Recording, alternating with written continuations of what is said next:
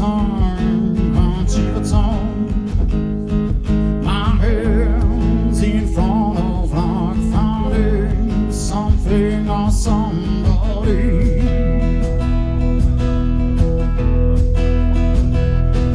A year past one, years don't change.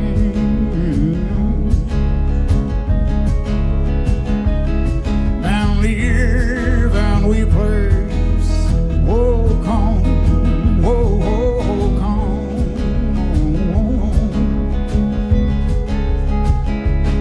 But I want you long time, I'll see the time. My hands in front of like finding something or somebody.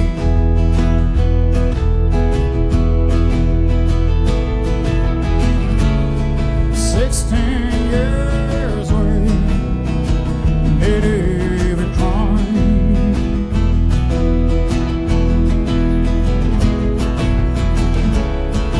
And we don't know, made every moan.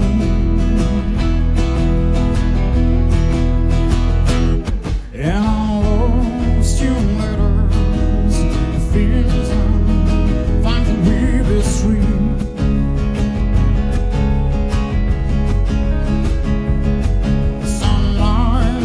Slowly in my head, so far.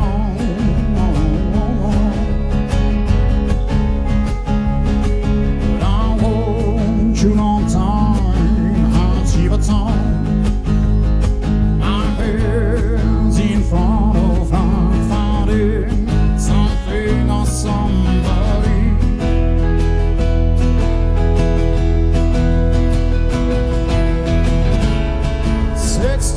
Years away, made every crime.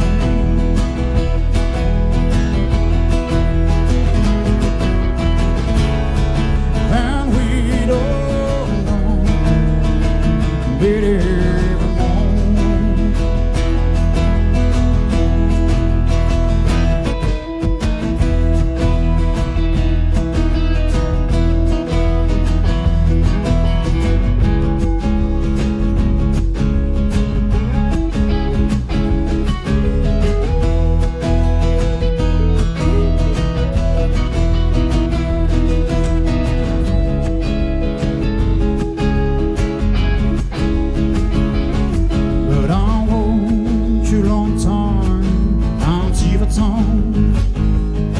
My hands in front of like finding something or somebody.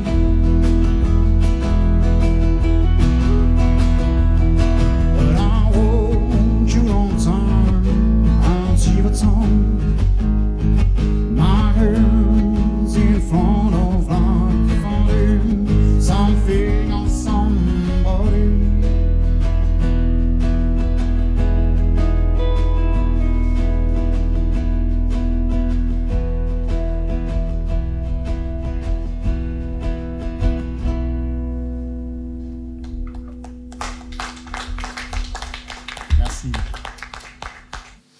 Oui, bonsoir, chers téléspectateurs. On est heureux de vous accueillir dans cette émission qui s'appelle Rendez-vous aux Zinc sur Mistral TV.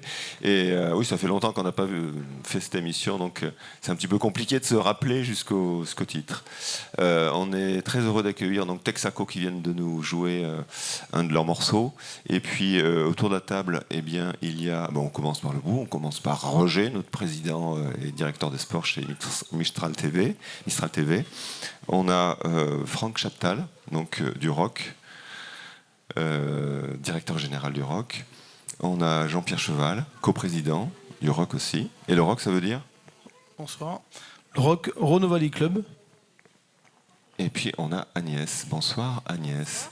Bon, on va donc longuement parler du projet sportif et puis de l'avenir de ce beau club de rugby.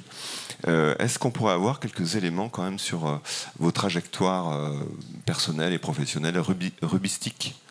On peut commencer par le coprésident. A priori, tu as été... donc tu es à la tête du bateau depuis juillet, je crois. Coprésident depuis quelques mois, plusieurs semaines maintenant, à la suite de Jean-Louis Riès. Ma carrière rugbystique, malheureusement, pas très étoffée. C'est d'ailleurs pour ça que je suis coprésident avec Jean-Luc Averrousse, donc ancien international, champion de France avec le club de la Voulte en 1970. Voilà. Et pourquoi cette nomination ou ce souhait de prendre les rênes, d'être en tête de pont? Le monde de rugby donc, est un véhicule des valeurs qui me plaisent. Moi, j'ai une carrière professionnelle dans le monde des travaux publics. Donc, les valeurs du rugby, l'humilité, l'engagement, les responsabilités, la motivation, autant de valeurs qu'on retrouve dans nos métiers. Donc, impliqué à travers différents clubs sportifs de la région, impliqué au ROC depuis plusieurs années maintenant. Et donc, quand naturellement on est venu me chercher, j'ai dit oui, pourquoi pas. La présidence, c'était pas forcément prévu. Et puis elle s'est présentée. J'ai découvert le club avec l'organisation, le projet et ce qui m'a plu. Donc Franck va se présenter, mais on a à cœur de vous présenter notre club avec les ambitions que l'on a sur un projet sur 3 à 5 ans. 5 ans dans le pire des cas et 3 ans si tout va bien. Malgré des débuts difficiles, mais on n'est qu'au démarrage de notre projet. Ouais, on va savoir. Franck, alors, tu es au club depuis pas si longtemps que ça, mais quand même... Non, je suis arrivé en janvier 2014, donc voilà, comme tu peux t'en douter, Christophe, et l'accent qui est le mien, je viens un peu plus au sud que nos amis voultains ou valentinois. Voilà, je suis arrivé avec... On est allé te chercher à Béziers, c'est ça en fait. Alors, j'avais quitté mon poste de DG de la SASP Béziers Rugby et j'étais sur Paris, donc où j'avais pris la direction d'un important centre de loisirs et aquatiques, donc le deuxième en délégation des services publics en France.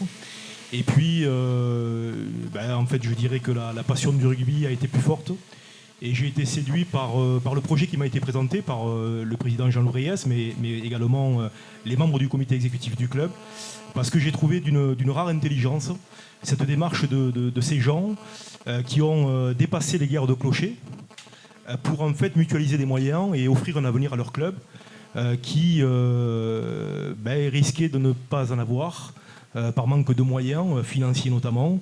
Et donc, ce projet du ROC, la Voulte de Valence, m'a séduit et les hommes qui accompagnaient ce projet également. Si on veut faire un tout petit peu d'histoire, quand tu es arrivé, le ROC venait de monter de F2 à F1, c'est ça?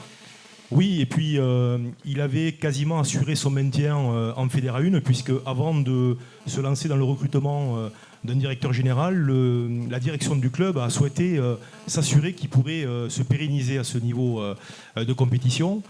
Et donc ils ont pris la décision en novembre-décembre de recruter un directeur général et j'ai rejoint le club en janvier. D'accord. Voilà. Pour ceux qui te connaissent mal, est-ce qu'on peut avoir quelques faits d'armes sur Béziers, notamment sur Béziers? Oui, alors bon, je suis biterrois, comme beaucoup de biterrois, j'ai dans le biberon le virus du rugby qui a été mis, donc j'ai commencé à jouer à l'âge de 9 ans dans ce club et je l'ai quitté à l'âge de 23 ans.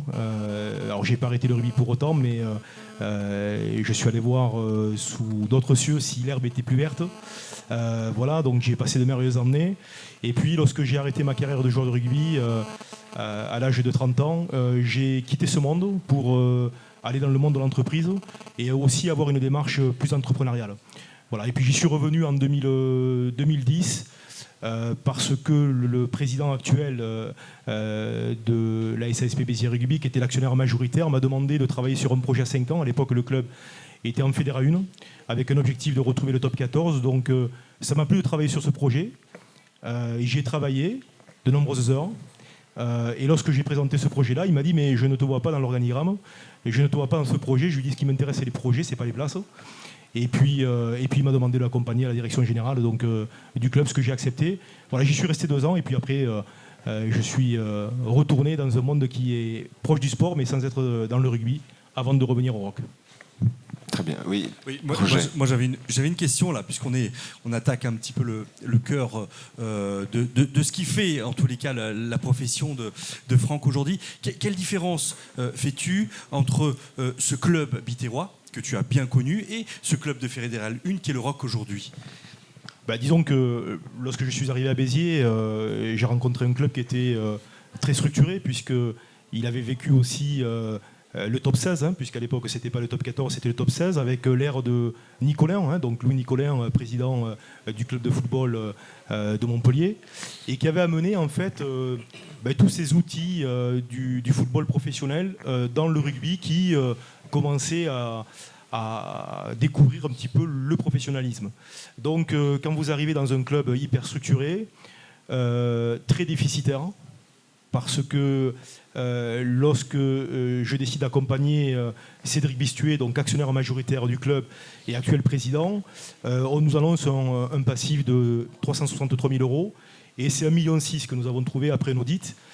Donc quand vous arrivez dans ces conditions-là, on ne parle plus de projet, on fait simplement en sorte que ce club ne meure pas. Et donc, on essaie de rectifier le tir, de réduire un petit peu la voilure.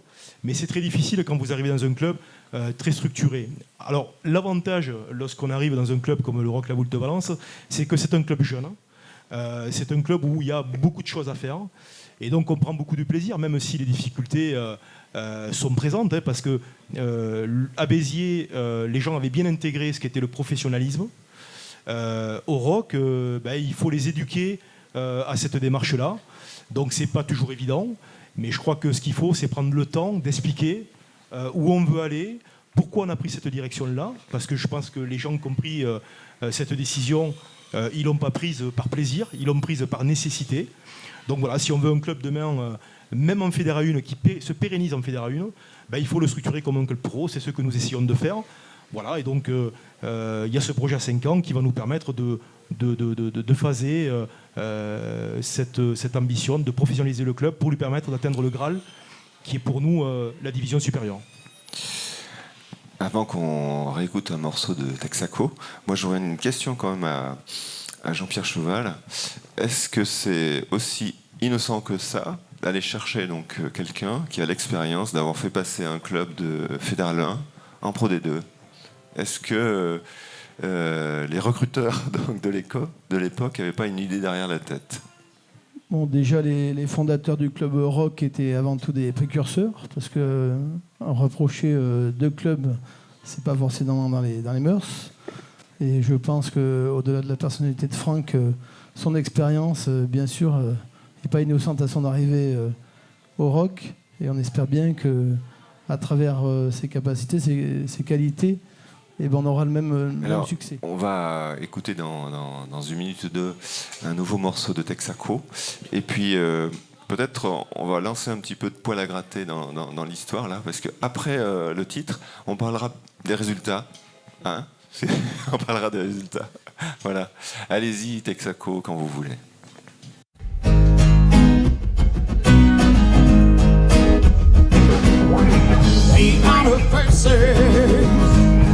On my prison hole.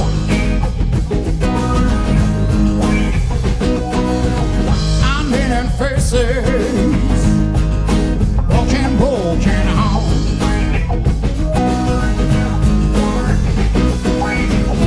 Follow the word. Come on and get up and run.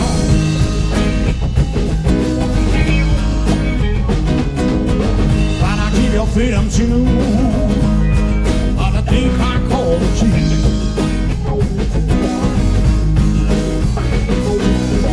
Try to argue for change. Now they are too.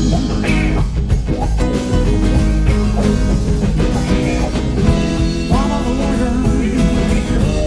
Come on and get up and go.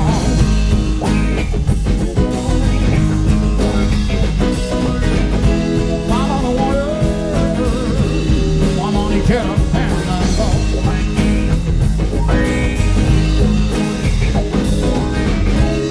Won't you ever see all the miseries? You sold it out and so low.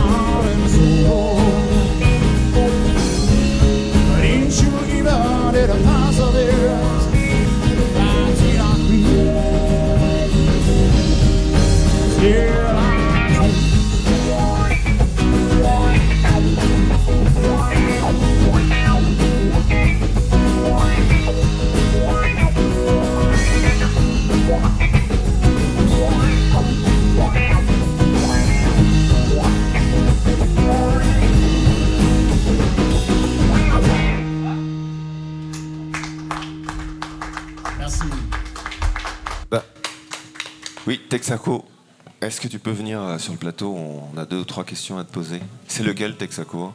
Lequel des 4? C'est les 4. Il faut toujours qu'il y en ait un pour prendre la parole. Oui, on aimerait vous connaître un petit peu. Alors bon, je sais pas votre nom, mais je sais pas vos noms, pardon. Mais ça va être vite vu.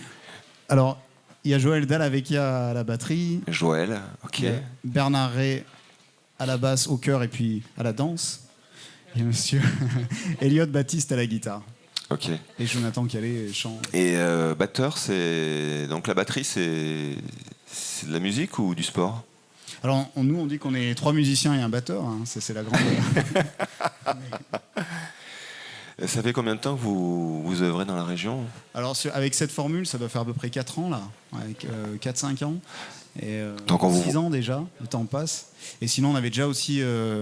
Ça fait 10 ans que je joue Oui, avec Joël. Elliot nous avait rejoint. On a sorti 3 albums. 3 déjà, albums, et d'accord. puis là, on est parti sur un 7 titres pour des nouveaux titres. D'accord, donc là vous êtes là ce soir parce qu'il y a de l'actu, donc un nouvel album. Voilà, on a le nouveau 7 titres qui vient juste de sortir avec des compositions et puis une reprise, un morceau des Creedence assez connu, c'est la D'accord. Proud Mary qu'on a réadapté. Voilà. Ok, et donc toutes les semaines vous êtes en concert un peu partout en France. Ouais, alors là, du coup, on va redémarcher avec ces nouveaux 7 titres et puis sûrement faire un passage aussi à Cultura là, pour promouvoir le 7 titres. Quelle qu'on a date? fait. Et ben là, on va voir, on va caler ça Ah. dans l'hiver là encore. Et puis les D'accord. dates qui commencent après à arriver sur 2016 là. On vient régulièrement aussi sur Saint-Paul-les-Romans là au Saint-Paul ici. On y était samedi dernier encore, voilà. Et puis voilà. Après, on fait nos dates essentiellement sur la région Rhône-Alpes et puis on se déplace un petit peu aussi. Bon, bah, très bien. On aura le plaisir de vous solliciter encore 1 ou 2 fois parce que Ouais. c'est très bon ce que vous faites. Hein. Oui, Agnès. Est-ce qu'on peut trouver vos coordonnées sur Facebook ou savoir vous suivre? Eh ben, moi, je mets les dates normalement sur le Facebook. On est en train de faire un nouveau site internet parce que c'est vrai que sur internet, il a fallu qu'on refasse un petit peu tout le site là qu'on va remettre en ligne suite à la nouvelle promo. Et puis en fait, sur le Facebook, j'actualise pour mettre les dates. Après, Voilà, donc on peut vous suivre, ouais, voilà, suivre votre actualité. comme d'habitude, ouais, c'est vrai que sur le Facebook, c'est. C'est une création, c'est composé par vous, c'est des reprises. Alors, sauf Proud Mary, la deuxième chanson. Sinon, le premier texte, c'est d'une personne que je connais, que j'ai du coup tout un texte que j'ai traduit en anglais. Mais sinon, toute la musique est de Texaco, de nous, tous les autres titres. Et les autres chansons, il y a une chanson. Moi, j'ai eu pas mal voyagé aux États-Unis, donc il y a eu un texte que j'ai écrit à Memphis, un morceau qui s'appelle Black Flag. Après, le titre du 7 titres, il est vraiment sur un clin d'œil à Chicago où je suis allé assez souvent, qui s'appelle Windy City. Windy City, c'est le nom de Chicago en fait, parce que c'est la ville du vent. Donc il y a un morceau qui s'appelle Windy City qui parle de Chicago forcément. Et puis voilà. Après, oui, c'est les textes sauf Proud Mary. Il y a 6 chansons sur 7 où c'est de nous quoi. C'est de vous. Eh ben, merci beaucoup. Au Merci plaisir à vous. de vous réécouter tout à l'heure. Merci. Donc on va reprendre notre interview du rock et on va repasser le micro à nos deux invités fil rouge. Et donc voilà, donc on sent qu'il y a un recrutement donc de Franck parce que entre autres, hein, parce qu'il est compétent, mais aussi il a l'expérience de passer de Fédéral 1 à Pro D2. Et puis cette année, j'ai l'impression que ça commence pas très bien la saison. Je ne voudrais pas mettre les pieds dans le plat, mais Christophe, je crois qu'il suffit de regarder les résultats de ce bloc de 4 matchs, ce premier bloc de 4 matchs, pour effectivement s'en rendre compte. Je dirais que c'est une évidence que voilà. ce début de championnat n'est pas forcément celui que l'on escomptait. Voilà, après on a... Que se passe-t-il ? Tout d'abord, je crois qu'il y a un des facteurs principaux qui est le nombre de blessés très important que nous avons, puisque dès le premier match, on a eu 12 joueurs sur le flanc.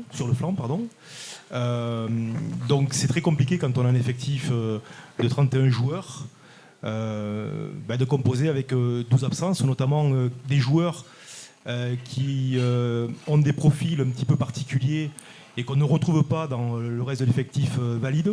Donc voilà, il a fallu que le staff sportif compose avec. Voilà, et puis ensuite, quand on enchaîne les mauvais résultats, et notamment quand on démarre par 2 rencontres supposées à votre portée contre 2 promus et que l'on ne remporte pas, il y a un certain doute qui s'installe. Voilà. Donc cette coupure du mois d'octobre, cette coupure Coupe du Monde arrive au meilleur moment. On va pouvoir récupérer la quasi-intégralité des joueurs qui sont blessés, hormis Kisma Sima qui s'est rompu les ligaments intercroisés du genou lors de matchs de préparation ici à Romans et qui est out pour la saison. Et le capitaine Mathieu Guagou qui a été opéré il y a 15 jours maintenant d'une rupture de ligament à la main et qui ne reprendra que fin novembre. Voilà, donc je crois que les blessures sont vraiment le facteur principal qui explique ce début de saison délicat. Alors justement, les gens parlent sur Internet et dans certains forums, j'ai vu que était incriminée une préparation physique trop ambitieuse, trop longue, trop, etc. Je crois que c'est légitime que les gens s'interrogent, se posent des questions et puis à la limite posent leur avis. C'est que des forums. Oui, mais je crois que plus on aura de personnes qui interviennent sur les réseaux sociaux, plus cela montrera que notre club intéresse. Et nous, ce que l'on veut, c'est pas avoir un club anonyme. C'est un club qui fait parler, en bien, en mal, mais qu'on s'intéresse à nous. Donc effectivement, on peut se poser la question sur ces blessés. Lorsqu'on fait une analyse, puisqu'il était de notre devoir, les présidents l'ont souhaité, et on a un staff sportif et notamment un entraîneur général qui est le patron du sportif qui s'appelle Jarret Rossel, qui je crois est quelqu'un de très compétent et qui essaye d'analyser l'ensemble des facteurs qui font que nous sommes en réussite ou que nous ne le sommes pas. On s'aperçoit qu'on a plus de blessures traumatiques que de blessures musculaires. Si l'on avait plus de blessures musculaires, on pourrait s'interroger effectivement sur le contenu des entraînements et notamment de la préparation physique. Là, on a un genou, on a des acromios, on a des fractures de la main. Donc ça veut dire que c'est des chocs sur le terrain. Oui, je crois qu'en ce début de saison, on fait preuve de malchance et qu'il ne faut pas incriminer, je crois, la préparation physique. On a un garçon, Lionel Laporte, qui vient du FCG. Il s'occupait, donc FCG, donc Grenoble, pour les non-initiés. Qui s'occupait de la réathlétisation des joueurs de l'équipe pro, du centre de formation. Donc voilà, donc je crois que c'est plus de la malchance que de l'incompétence, comme certains peut-être pourraient le penser. Donc une petite spirale, mais qui va être corrigée sous peu. Allez, je pense qu'on peut passer quand même au projet, qui est beaucoup plus intéressant que 3 ou 4 mauvais résultats. Donc le projet, il s'appelle Destination Pro D2. Voilà, c'est tout simple. Alors c'est pour quand? L'année prochaine? Non, je crois que j'ai commencé en préambule à en parler un petit peu. On va se donner le temps de franchir toutes les étapes. Bien sûr que, comme tous nos supporters, j'espère, on est ambitieux, on aimerait que ce soit au plus court. Prenons le temps d'y arriver. Pour rebondir sur ce que Franck a dit, effectivement, on a beaucoup de problèmes au niveau de la médecine, au niveau des l'infirmerie, oui. Donc pour y pallier, on a déjà réfléchi et puis on peut voir sur notre site internet, je vais vous parler du site internet, donc où on a annoncé l'arrivée d'un 3/4 supplémentaire des îles Fidji. Et puis on est sur un autre profil aussi pour compléter et pour arriver à la hauteur de nos ambitions qui cette année sont déjà de se maintenir, de faire mieux que l'année dernière. Et puis on verra pour l'année prochaine faire encore mieux que cette année. Voilà, donc le projet sur 5 ans, c'est... Oui, alors nous y voilà, 5 ans. 5 ans. Moi j'aimerais savoir d'où sort ce chiffre, 5 ans. Pourquoi pas 4, vous savez, 3, j'ai dit 6. tout à l'heure que moi j'étais du monde économique, du monde de l'entreprise. Donc si on veut pas reculer, il faut qu'on avance. Pour avancer, il faut se fixer des objectifs. Donc je disais, il y a plusieurs compétences dans notre objectif. Déjà, c'est de fédérer. Donc on a parlé du sportif. Moi, je voudrais qu'on parle aussi de ce qui se passe autour du club. Fédéré. Aujourd'hui, on a déjà plus de 150 partenaires qui nous rejoignent. Je crois qu'on est en train de créer une véritable identité du territoire, avec autant que pour la ville de la Voulte que la ville de Valence. Aujourd'hui, on offre une prestation de service. On développe un réseau partenaire, où les professionnels pourront s'y retrouver. Je crois qu'il y a une véritable attente autour du rugby. Et le spectacle du samedi soir, bien sûr qu'il faut qu'on arrive à régler les automatismes, à jouer nos gammes de rugby. Mais les gens seront contents de venir pour voir du spectacle, passer un bon moment et pourquoi pas faire aussi du business. Là est l'objectif. On se donnera le temps d'y arriver, mais on sent déjà qu'il y a une vraie émulation autour du club. Ça, c'est la première année. Alors. Première année, on cherche des nouveaux partenaires et on essaye de développer son attractivité, c'est ça? Attractivité, bien la première année ne sert à ça, mais ça sera toujours l'objectif de l'année prochaine. Aujourd'hui, on a un sport professionnel, même si aujourd'hui on joue en fédéral amateur. On en parlait avec Franck tout à l'heure, il n'y a que le mot d'amateur autour du club. Et l'année prochaine, on aura encore besoin d'autres partenaires. Et aujourd'hui, pour arriver à nos objectifs, le budget est important. Et en gagnant, en fédérant, on arrivera à le développer. Juste une question. Roger, Jean-Pierre, l'année dernière, nous avions Jean-Louis Reyes, donc président. Nous avions un seul président. Cette année, nous en avons deux. Qu'est-ce qui a motivé, d'une certaine manière, l'idée de proposer à deux présidents de prendre justement la présidence de ce club du Rock? Alors, je rappelle qu'il y a Jean-Luc Averrousse qui est coprésident. En plaisantant, je dirais deux petites anecdotes. Roger n'était pas là à l'introduction parce que je l'ai dit, d'une part. Et puis peut-être que Jean-Louis Reyes est un homme d'envergure et qu'il fallait peut-être qu'on soit deux pour assurer la continuité de son travail et du travail de son équipe. Non, une vraie complémentarité entre moi et Jean-Luc. Jean-Luc vraiment basé plutôt sur l'aspect sportif, bien qu'il soit chef d'entreprise et qu'on se rejoigne sur beaucoup de sujets. Et moi, une complémentarité plus dans l'environnement, on va dire, dans l'environnement du club. Oui, Franck, alors ces cinq étapes, tu les vois comment? Est-ce qu'elles sont aussi visibles que ça, aussi lisibles, aussi tu as évidentes? posé une question, pourquoi 5 ans? Tout simplement parce que il fallait qu'on puisse phaser ce projet-là. On se focalise sur le sportif et c'est bien normal, dans le sens où l'équipe professionnelle, c'est la vitrine du club, c'est sa locomotive. Mais le projet à 5 ans, ce n'est pas que cela. C'est d'abord continuer à structurer ce club à travers différents services, puisque nous avons un service commercial, on a un service marketing, on a pas mal de commissions, notamment des commissions sponsoring mécénat, des commissions projet événementiel grand public, puisqu'on veut inscrire le club au-delà du carré vert. On veut que ça devienne un acteur incontournable de nos cités du territoire. Vous avez créé une société aussi, je crois. Oui, alors ça a été je dirais le premier point de ce projet, c'est-à-dire que nous avons décidé de créer un cadre juridique autre que celui que nous connaissions, où jusqu'à présent on était avec une association classique dans le rugby amateur, et on est passé sur un cadre juridique à 2 entités. Donc l'association qui est détentrice de la licence fédérale, donc qui permet d'engager nos équipes dans les divers championnats, et puis une structure SASP, donc Société Anonyme Sportive Professionnelle, donc qui gère la partie professionnelle, l'association gérant la partie donc amateur. Une convention lie ces 2 entités de manière à bien préciser quelles sont, je dirais, les obligations et les champs de compétences de chacune d'elles. Maintenant, si on a créé 2 entités juridiques, le souhait de nos présidents, et alors, Roger, tu disais qu'il y avait 2 présidents. Non, nous avons 3 présidents, puisque nous avons effectivement une coprésidence au niveau de la SASP, donc Jean-Luc et Jean-Pierre, et que nous avons un président de l'association.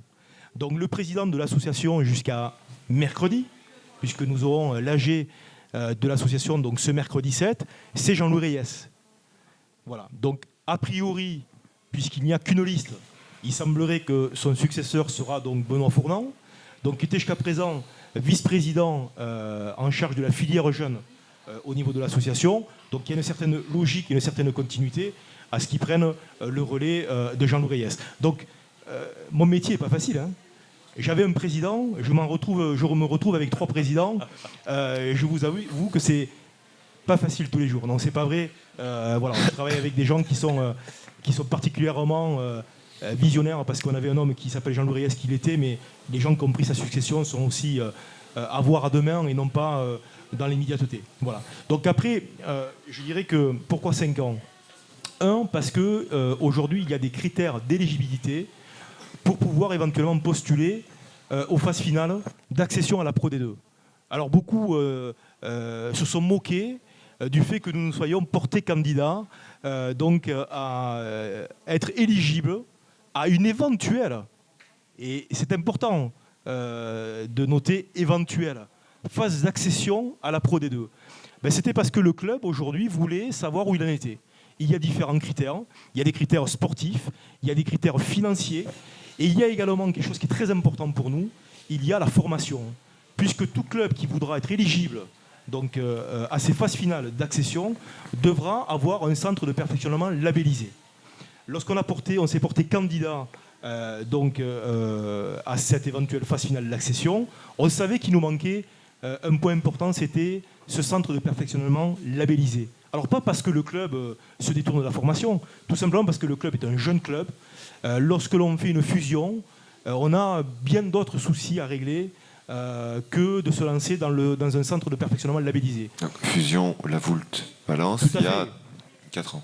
Oui, il y a 5 ans, donc puisque c'était en 2010, mais ce n'est pas une évidence, une fusion. Je disais tout à l'heure avoir été séduit par l'intelligence de ces hommes qui ont dépassé ces guerres de clochers, mais tous les hommes n'ont pas dépassé cette guerre de clochers. Donc il a fallu en convaincre. Il a fallu également que ces gens-là aient un courage très important pour certains, puisqu'il y a eu des différences entre La Voulte et Valence. Un club était plutôt majoritairement pour la fusion, l'autre était plutôt majoritairement réservé sur la fusion. Donc voilà. Donc aujourd'hui, on a ce centre de perfectionnement labellisé qu'il nous faut mettre en œuvre. C'est l'objectif qui a été fixé par les présidents pour la saison 2015-2016. Donc voilà. Et puis ensuite, il y a forcément un budget qu'il faut mobiliser. Nous avons aujourd'hui un budget qui est à 1,8 million. Si l'on veut prétendre à jouer l'accession à la Pro D2, il faut qu'on soit à 2,9 millions, 3 millions. Qu'auraient pensé les gens si on avait dit, dès cette saison, on joue l'accession en Pro D2 ? Ils nous auraient ri au nez et ils auraient eu raison. Il est incapable, à part d'avoir un mécène qui arrive et qui injecte 1 million dans le club, 1,1 million dans le club, de pouvoir jouer l'accession de la première année. Donc voilà. Et je pense qu'il faut que tu précises, c'est pas qu'une question d'argent. Parce qu'avec ce million ou ce 1,5 million supplémentaire, ça veut dire qu'on continue à professionnaliser. Parce qu'actuellement, vous n'avez pas tout votre staff qui est professionnel, on va dire. Alors, joueur professionnel. On a la particularité de la Fédéral 1, c'est effectivement qu'il y a, notamment au niveau des joueurs qui composent l'effectif premier, donc cet effectif dit professionnel, qui sont encore des joueurs de rugby amateurs. C'est-à-dire qu'ils ont un travail qui leur permet de vivre et donc qui sont un petit peu moins disponibles que les autres. Alors aujourd'hui, on a fait évoluer très fortement, je dirais, la distribution entre les contrats de travail des joueurs de rugby exclusifs, c'est-à-dire des garçons qui ne font que du rugby, les contrats de joueurs de rugby plus réactifs, c'est-à-dire des garçons qui ont un travail de complément en plus de leur métier de joueur de rugby, et puis les joueurs amateurs. Donc on est passé de 5 contrats de joueurs pro il y a 2 ans, aujourd'hui à 25. Donc c'est-à-dire que ça aussi, ça fait partie de l'évolution. Oui, c'est l'évolution du club. Et après, lorsqu'on parle de ces joueurs de rugby, on parle aussi de leur encadrement. On parle du staff.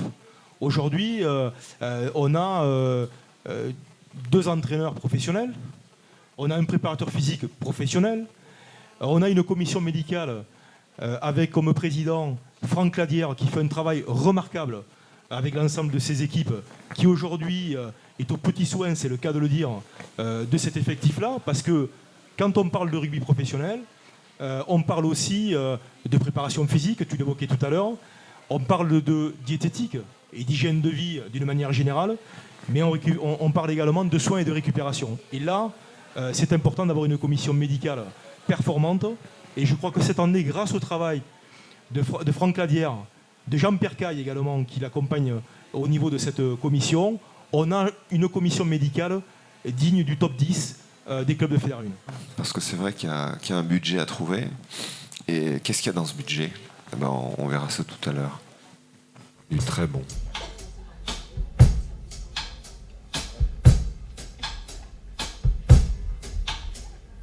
Left a good job in a city, working for the man every night and day, and I never lost minute of a sleeping warrior, now the way things might I have been, it will keep on turning, brown it will keep on burning, wood in, wood in, wood in on the river,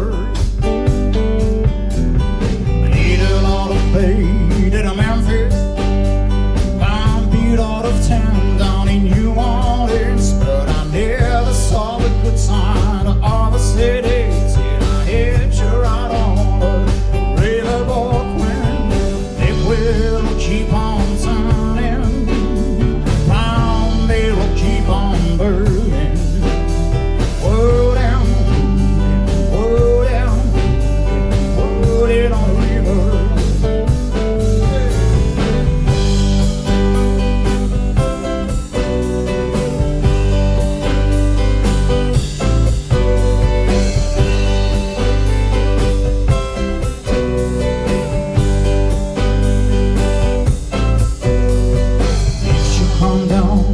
To a river, bet you gonna find some people who live. You don't have to roll because you have no money. People on the river and I'm happy to hear they will keep on turning, round they will keep on burning, wood down, wood down, wood in on the river.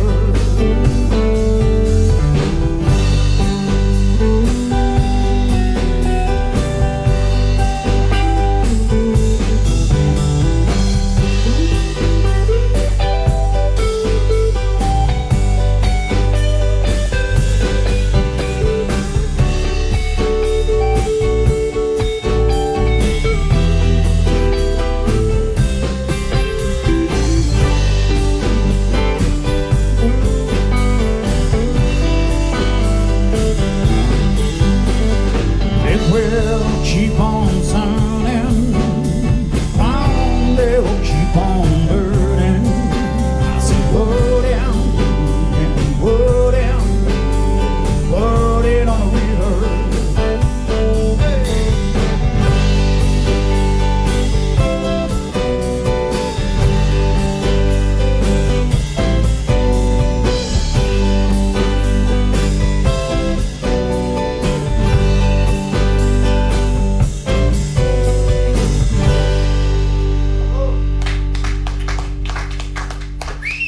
Bravo Texaco.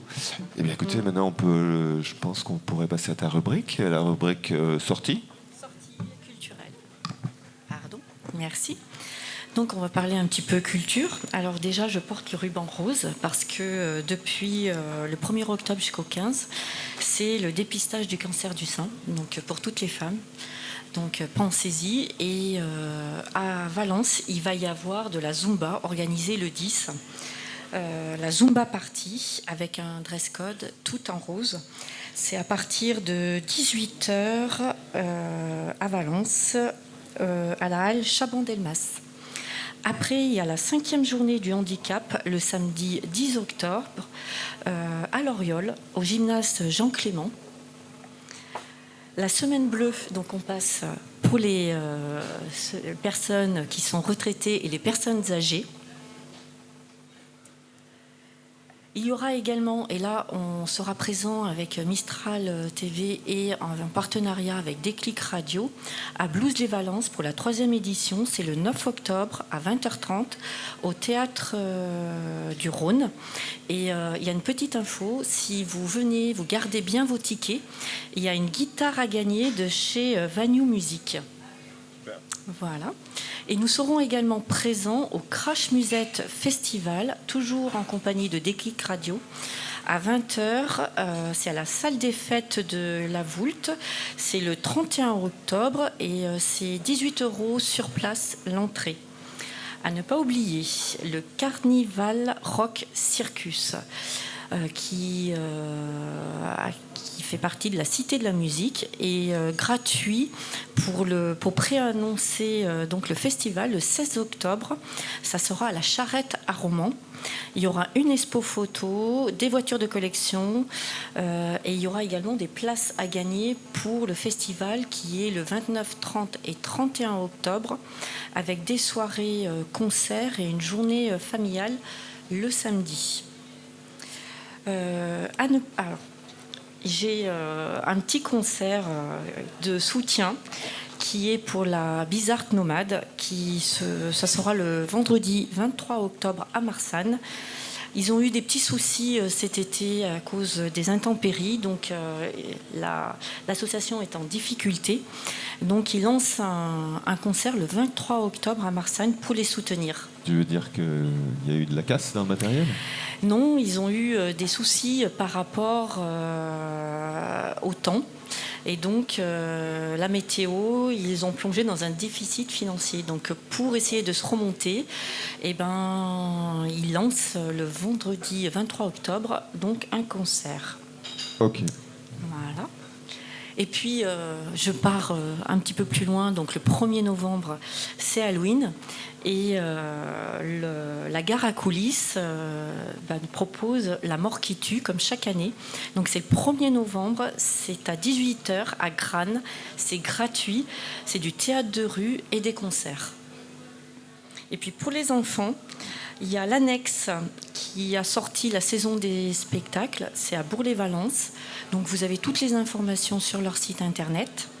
Et pour terminer, la petite scène découverte d'automne, c'est un festival jeune public qui va se dérouler à Tournon avec du théâtre. Et puis une dernière petite info, avec Mistral TV, on est allé au Festival des humoristes et on a filmé et fait une interview d'Aurélia Decker. Et Aurélia Decker nous avait dit qu'elle reviendrait, et donc je peux vous annoncer qu'elle revient le 19 novembre pour la saison des spectacles de Tournon dans le Dindon de Georges Feydeau. Et donc elle sera dans un tout autre registre, parce que là c'est plus d'humour, c'est du théâtre. Voilà, donc je vous remercie beaucoup, je vous dis à bientôt. Et puis je redonne la parole au rugby et à Christophe. Mais je crois que tu voulais aussi, tu cherchais pas un humoriste pour te donner un petit coup de main. Voilà. Donc passe l'annonce, toi. Oui, alors effectivement, j'aimerais pour cette émission, donc Rendez-vous aux Zinc, qui est un humoriste de renom, mais local, qui viennent nous rejoindre une fois par mois ou une fois tous les 2 mois et qui viennent mettre un petit grain de sel, un petit grain de poivre, un petit poil à gratter. Voilà. Donc, humoriste, si tu nous écoutes, reviens, viens. Dromois ou Ardéchois. Ardéchois. De la région. Oui, de la région, oui. Ah, s'il veut venir de Paris, gratos, pas de problème. Ok. Donc, le rugby, oui. Vous cherchez 1,5 million, c'est ça ? 1,8 million. Donc notre budget est de 1 800 000 euros. Oui, mais pour accéder en Pro D2, j'ai entendu un chiffre 1 million 100. 1 million 100 supplémentaires. C'est pour ça qu'on s'est donné un petit peu du temps. Voilà. Donc dans ces 1 million 100, j'aimerais savoir ce que vous mettez, des joueurs, du staff. La composition du budget, vous vouliez savoir ? Oui, bah oui, c'est quoi ? Parce qu'1 million pour aller en Pro D2. Aujourd'hui, notre budget actuel, 1,8 million, se compose 65% de mécénat, de partenariats privés. Donc merci à tous nos partenaires et bienvenue au futur. 25% de partenariats institutionnels avec la ville de La Voulte, la ville de Valence, le département de la Drôme et le département de l'Ardèche. C'était pas la question. Ce que je veux savoir, c'est il faut 1,1 million € supplémentaires pour aller en Pro D2, mais avec ces 1,1 million, qu'est-ce que j'achète ? C'est pas qu'une question d'argent quand même. Aujourd'hui, ce qu'on achète pour aller au niveau, c'est forcément le sportif qui est prime, et c'est de la compétence au niveau du sportif. Franck, oui. Oui, alors forcément... Parce que dans les 5 ans, donc il y a le centre de formation labellisé, etc. Oui, mais il y a aussi... Alors, il y a 2 choses en fait. Un club comme le nôtre ne peut pas simplement se construire sur l'achat de joueurs à outrance avec... des joueurs qui viennent de l'extérieur, même si effectivement le fait d'aller chercher des joueurs et notamment des étrangers, ça nous enrichit. parce que c'est une culture et une approche différente du rugby. Mais je crois que la volonté de tous les hommes et toutes les femmes qui composent ce club, c'est aussi de défendre des valeurs du territoire. Et c'est de maintenir une identité culturelle au sein du club. Donc, il y a effectivement une partie de ces 1,1 million qui vont aller dans, entre guillemets, l'acquisition de joueurs d'un niveau supérieur peut-être à ceux que nous avons aujourd'hui. Ça va servir aussi à étoffer un effectif parce que aujourd'hui, je crois que si on a un point faible, c'est une largeur de banc, comme on dit dans notre jargon, qui est un petit peu faible. Mais c'est aussi mettre des moyens pour développer notre formation. Ça passe par de l'encadrement, ça passe par du médical, parce que là également, sur un centre de perfectionnement labellisé, il faut un accompagnement médical, il faut aussi un accompagnement pédagogique, parce que nous voulons former des joueurs de rugby, mais nous voulons aussi également former des hommes qui soient demain bien dans leur vie, parce qu'ils auront un après-rugby à travers une profession. Donc c'est beaucoup de choses qu'il faut mettre en œuvre, et pas uniquement des joueurs. Il y a aussi finalement la professionnalisation. C'est-à-dire que pour aller en Pro D2, chaque joueur a un contrat pro. Donc ça fait 35 salaires à sortir. C'est à peu près ça. Oui, c'est des joueurs pro, c'est un staff sportif pro, c'est un staff médical pro, parce que aujourd'hui, on a un budget sur le staff médical qui est déjà important pour notre budget, mais qui n'est pas celui de clubs de Pro D2 ou de haut de tableau de F1. Donc ça veut dire aussi mettre des moyens dans ce staff médical. Non, un club de rugby, c'est pas uniquement, ça ne peut pas se résumer à son équipe professionnelle. S'il y a une équipe professionnelle qui brille et qui s'affiche, c'est parce que derrière, il y a des gens qui travaillent, parfois dans l'ombre, mais qui sont essentiels en fait au dispositif. Donc en fait, j'ai l'impression qu'il n'y a pas... l'année prochaine, on met ça en place. Dans 2 ans, on met ça. Non, c'est plutôt... Chaque année, on va faire un peu, on va consolider. Oui, mais Christophe, si on fait une émission de 3 heures, je peux rentrer dans le détail. Mais non, en fait, ce qu'il faut savoir, c'est que lorsqu'on a la chance d'avoir... On veut manger un petit peu. Oui, non, quand on a la chance d'avoir à la tête du club des chefs d'entreprise, quand on a la chance d'avoir au sein du conseil d'administration de la SASP, Rock Rugby, également des chefs d'entreprise, ce sont des gens qui ne partent pas dans l'inconnu. Ce sont des gens qui ne se contentent pas de Yaka Faucon. Donc ils demandent à ce qu'on ait un projet lisible, qui soit également, comment dirais-je, chiffrable, mais que l'on puisse à un moment donné aussi avoir un curseur pour savoir où on se trouve et à quel moment on se trouve à tel endroit. Voilà. Donc non, il y a développé quantitativement l'effectif premier, qualitativement aussi. Donc là, c'est phasé en fonction des moyens qui seront les nôtres et aussi du plan de succession, puisqu'on travaille des premiers pas jusqu'à l'équipe professionnelle sur ce qu'on appelle un plan de succession. L'idée, c'est de savoir sur telle génération de joueurs, il va nous manquer un pilier, un seconde ligne, un centre, etc. Ça va également par la formation aussi, et on a la chance d'avoir une école de rugby qui est labellisée FFR. Donc ça veut dire que c'est la reconnaissance de tout le travail de ces gens qui encadrent, qui éduquent et qui entraînent cette filière jeune. Donc non, je crois qu'il y a quelque chose de très clair, de phasé chaque saison en fonction du budget qui est le nôtre, puisque notre objectif c'est de le faire évoluer de 300 000 euros chaque année, et ces 300 000 euros seront chaque fois affectés à de l'investissement. Voilà. Ce qui est important, c'est qu'aujourd'hui, il faut qu'on fasse de l'investissement et non pas que l'on comment dirais-je, que l'on fasse comme j'ai été obligé avec d'autres à Béziers de faire, c'est-à-dire combler un passif. C'est pour ça que le club est géré en bon père de famille et on essaie de ne pas dépenser l'euro que nous n'avons pas. Très bien. Roger, il veut intervenir. Moi je voulais parler... Un peu narquois, Roger, la joie. Non, pas du tout, Christophe. Non, pas du tout. Non, je crois qu'il manque quand même quelque chose au rock. Quelque chose dont on avait un petit peu parlé à un moment donné avec Franck, c'est cette fameuse mascotte. Je crois que je la ramène parce qu'elle manque et je pense qu'autour de moi, certains se sont dit, tiens, effectivement, il manque une animation et c'est cette mascotte dont il manque au rock. Bon alors, il faut peut-être... préciser pour les téléspectateurs Oui, c'est un petit lapin. De quoi nous parlons. Il est vrai que l'on a un partenariat avec Mistral TV, que l'on veut des plus forts dans les liens que nous avons su créer, parce que un club de rugby a besoin de ses partenaires, donc privés, institutionnels, a besoin aussi de mobiliser un large public, parce qu'il ne peut pas y avoir de grands clubs sans un engouement populaire, mais on a aussi besoin d'avoir un relais média, et Mistral TV contribue à ce relais média depuis maintenant 2 saisons. Donc l'objectif, c'est que nous grandissions ensemble. Mistral TV est une jeune télé, le Rock est un jeune club, et je crois que le défi qu'on s'est lancé avec Roger, c'est que nous grandissions ensemble. Donc on doit aussi supporter, accompagner Mistral TV. On essaie de le faire le mieux possible avec les moyens qui sont les nôtres. Mais comme on a également Roger et nous, parce qu'encore une fois, je te le disais Christophe, en aparté tout à l'heure hors antenne, je crois que le rugby est un sport où seul on n'est rien, même si on a le talent le plus grand du monde. Sans l'autre, on ne peut pas exister.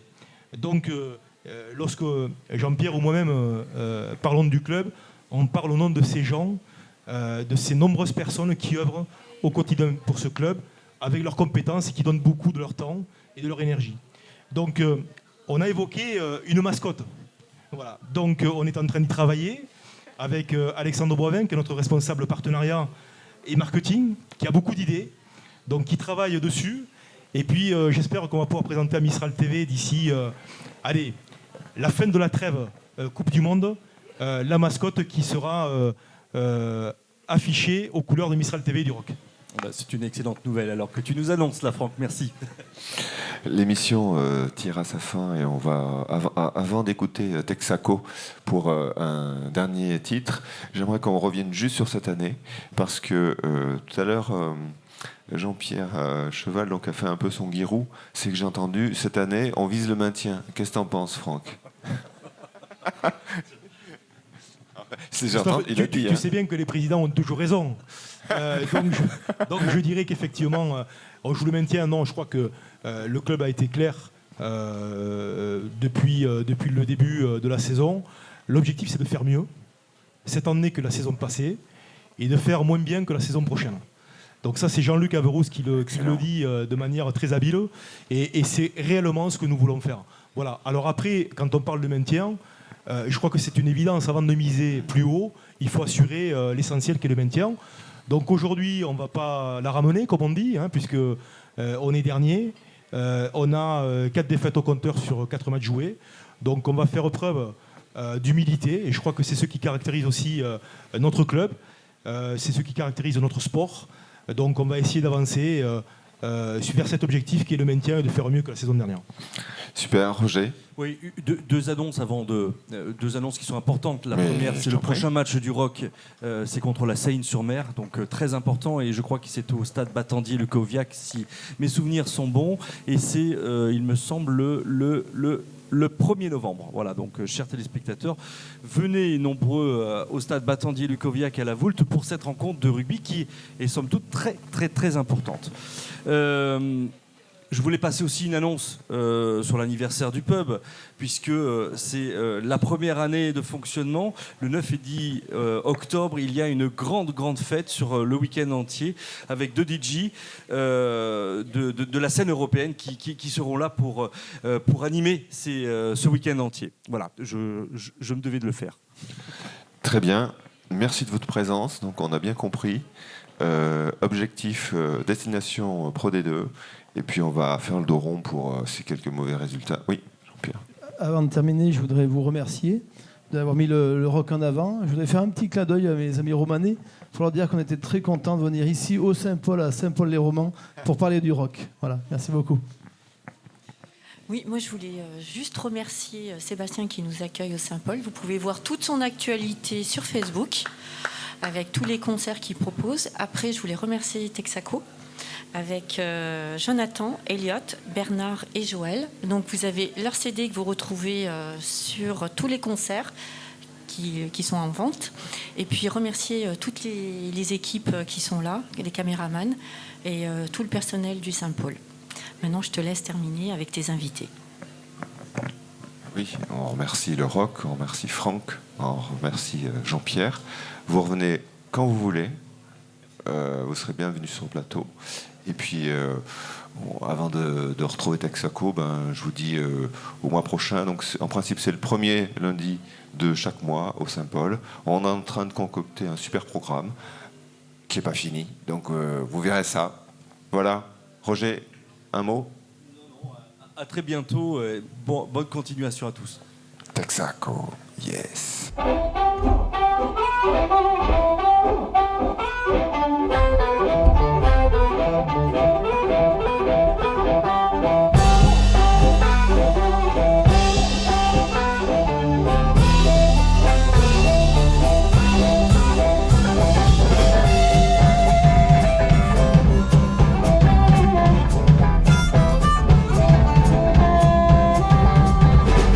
When I'm gone, gonna miss you when I'm gone. Tell you where my baby, always be my friend. Feels come on it in my arms, feels come on it in my arms. Well, you said you know my baby, never gonna go and cry. Never touch love again, never touch love again. Well, you said you'd be my only master and CVA.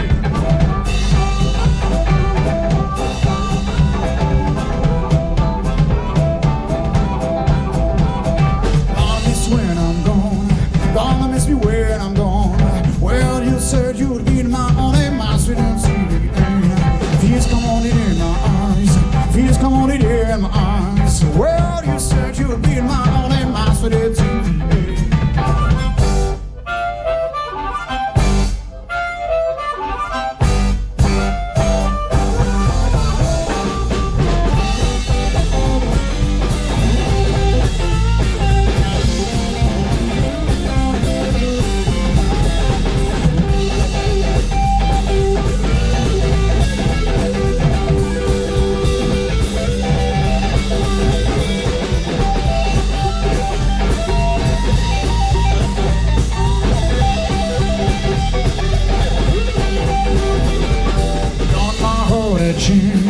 Cause I love you so.